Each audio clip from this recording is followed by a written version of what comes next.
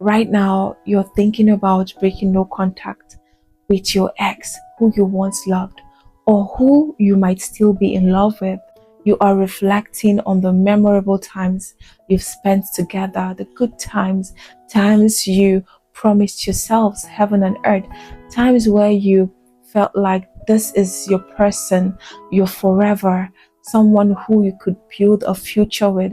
And I understand how you feel and validate your emotions. But however, I want you to take a step back, have a sit, let's talk about this. I understand that you might be missing that person so badly. Probably your hormones, everything that surrounds you is geared towards reaching out to someone who did not really value you, someone who might have abused you, treated you like trash, who told you to your face that they do not want you at all, and you decided to pick up your pieces and value yourself enough to take yourself out of that person's life. And now it seems like your hormones, everything around you is trying to betray you to reach out to this person again, to maybe check on them, to know if they're doing well or better without you in their lives. Or maybe you want to make the mistake again to try your luck to beg them and win them back into your life. Please don't try that. Don't. It's not worth it. Because someone who has clearly stated and told you that they do not want you in their life, neither do they value your presence, is not good for you at all. And that is why I want to give you 5 tips on how to reinforce your no contact rule and ensure that you keep your dignity and value intact. The first thing I want you to do is to get a journal and write out the things that made you leave that relationship in the first place, things that you were not happy about. It might be how they treated you, unfavorable words they used on you, how nonchalant they were about you, how they did not value your presence, how you sincerely prayed and wished, talked, communicated with them on their behavior, but they refused to listen, how they made things worse for you whenever you want to bring up a conversation and they have to cut you off, or they have to shut you up, or they have to withdraw or keep malice with you, punishing you for trying to have a conversation with them.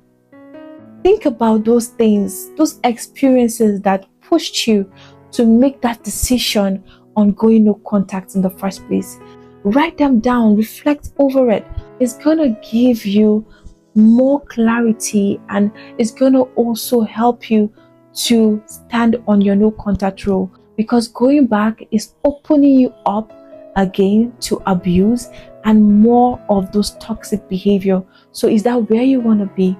Ask yourself that question. The second thing I want you to do is to confide in a trusted friend of what you're going through, things you're experiencing. Everybody needs someone. You might feel you need nobody, you can do it on your own, but you need someone to hold you accountable, someone who can encourage you, someone who can ensure that you're doing well.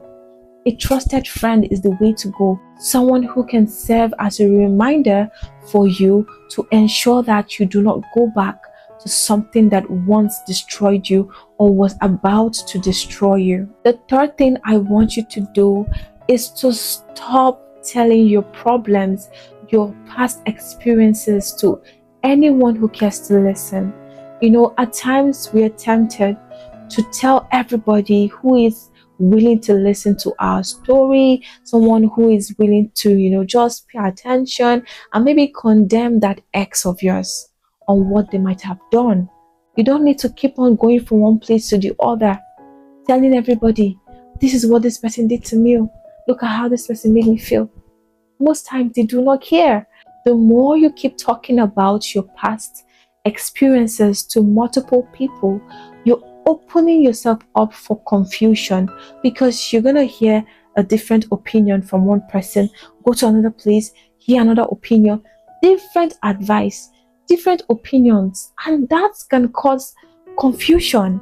So save yourself the confusion, save yourself, the need to think of different opinions, getting yourself all confused. The first step of you documenting what that person has done to you is just okay. As far as you figured out what that relationship was all about, if it was a toxic one, then it was a toxic one. You don't need to ask for clarity from someone else if it was toxic or not. It doesn't make any sense. Different opinions from people can make you start having doubts whether or not you're on track, or whether or not you should even remain no contact with your ex or not.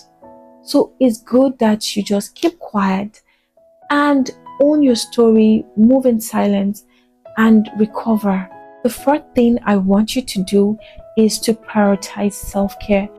Ensure that you're eating well, you're not starving yourself, okay? Ensure that you're taking good care of your appearance, you're exercising, you're taking yourself out, you're looking good, you're smelling nice. Don't stay in your house crying forever, secluding yourself from your loved ones. Don't do that, because you're opening up your mind to negative thoughts. With that, trust me, you would feel better. You will feel wholesome. You will even feel strong enough to resist that urge of reaching out once you fill up the void with more meaningful and valuable things to do. Fifth thing, and the most important to me, is to set a realistic timeline not to reach out to your ex. Probably your ex was someone who you could not do without reaching out to. Maybe you spent long hours having conversations. Maybe you could not do without seeing them physically too. So you need to give yourself a timeline, a realistic timeline. Let's say you can give yourself a timeline of 2 weeks. In 2 weeks, I'm not going to reach out to this person. Or 1 month, you can just tell yourself that after 2 weeks, if I don't contact this person, I'm going to get myself this. Or after 1 month of not contacting this person, I'm going to buy myself this. Yes, you have to reinforce yourself. You are worth it. You need to take yourself as the real deal, okay? That is it. You need to take yourself as the real deal. And that is why I want you to set that timeline for yourself, especially if this person was toxic and was of no good or use in your life. So why do you want to go back to someone who is going to continuously cause you pain? Why do you want to go back to someone who doesn't have good intentions for you? You need to take yourself as the big deal, as I've said, and ensure that you don't put yourself back to harm's way. And I sincerely pray that you discover your worth, who you truly are, the value you possess, and don't go back to something that was trying to ruin you and make you a shadow of yourself. Additionally, I want you to be intentional by putting away things that remind you of your ex. It could be something they got for you. It could be anything. It could even be the fragrance that you are wearing that reminds you of them. Or it might even be that you're going through their social media handles. Those things can trigger you and probably push you to reach out to them. Take away the things that remind you of them, pending when you are mentally strong. To keep those things, just look at them and do not feel anything. So it is a call for you to check around yourself and be sure that there's nothing gifts, or there's nothing really triggering you to reach out to them, because there might be something that might have brought about those emotions. So you need to check around you, and maybe the places you visit or something, just check around you and put those things aside until you're mentally strong to just keep them. And when you see those things, maybe when you're mentally strong, you feel no emotions.